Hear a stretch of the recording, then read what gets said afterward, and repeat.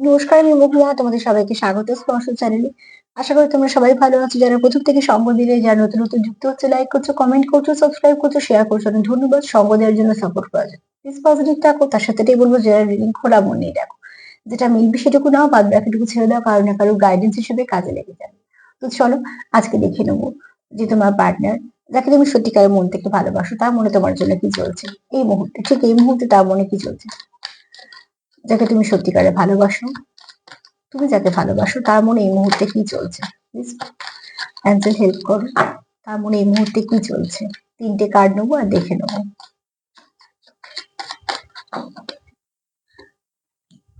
যাকে তুমি সত্যি ভালোবাসো, তার মনে এই মুহূর্তে কি চলছে। যাকে তুমি সত্যি ভালোবাসো, তার মনে এই মুহূর্তে কি চলছে।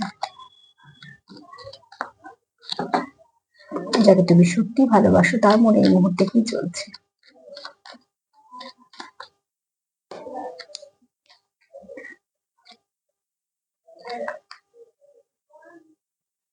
বাহ, কার্ড দেখো সুন্দর এসছে।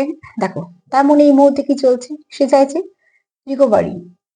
যা কিছু সমস্যা হয়েছে, তোমাদের যে সেপারেশন এসছে বা কিছু না কিছু সমস্যা হচ্ছে, সেগুলোকে আগে রিপেয়ার করতে হবে, ঠিক আছে। সেখান থেকে তোমরা যে অবস্ট্রাকল গুলো ফেস করছো, সেখান থেকে রিকভারি চাইছে। তো রিকভার করতে চাইলে কি হবে, দুজনকে একটুখানি সাপোর্ট করতে হবে। তোমার পার্টনার সেটা ভাবছে, কিছুটা সাপোর্ট সে করবে, কিছুটা সাপোর্ট তুমি করবে, তাহলে সম্পর্কটা বেঁচে যাবে, ঠিক আছে। কেননা কোথাও তার মনে হয় যে তুমি তার একদম আদর্শ পার্টনার। তো পরবর্তীকালে সে তোমার সঙ্গে সম্পর্কটা কন্টিনিউ করতে চায়। সম্পর্ক যখন তোমার সঙ্গে কন্টিনিউ করতে চায়, তাহলে সেখানে ঝগড়া বা নেগেটিভিটি কেন, নিশ্চয়ই পজিটিভিটি নিয়ে চলবে। আর সে সম্পর্কে চাইছে সাকসেস।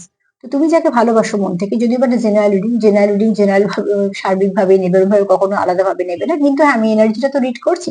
তো কিছু কিছু মানুষের সঙ্গে অনেকটা মিলবে, কিছু মানুষের সঙ্গে অল্প মিলবে, তোমরা তোমাদের মতো নেই। কিন্তু এখানে অনেকেরই পার্টনারে যে এনার্জিটা খুব ভালো ভাইব্রেশনে আছে। এক তো সে এই সম্পর্কটা সাকসেস চায়, দ্বিতীয়ত সে তোমাকে একটা আদর্শ পার্টনার দেখে, যে তোমাকে তোমার সঙ্গেই সে সম্পর্কটা কন্টিনিউ করতে চায়। আর তৃতীয়ত হচ্ছে, এখানে সে চায় তোমাদের সম্পর্কের মধ্যে যা কিছু ড্যামেজ হচ্ছে, সেখান থেকে রিকভার করতে, সেখান থেকে বেরিয়ে আসতে, খারাপগুলো রিলিজ করতে, ভালোটাকে অ্যাকসেপ্ট করতে। তো এক কথা যদি বলি, তুমি যাকে ভালোবাসো, এই মুহূর্তে সে তোমার জন্য ভালো কিছু চিন্তা করছে। সেও চায় সম্পর্কটা ঠিকঠাক করতে, সেও চায় সম্পর্কটা কিভাবে ঠিকঠাক করবে সেটা ভাবতে। সে মানে যথেষ্ট পজিটিভ ভাবে চিন্তা করছে। চিন্তাটাকে এরকমই রাখো, একে অপরকে সাপোর্ট করো, একে অপরের সঙ্গ দাও।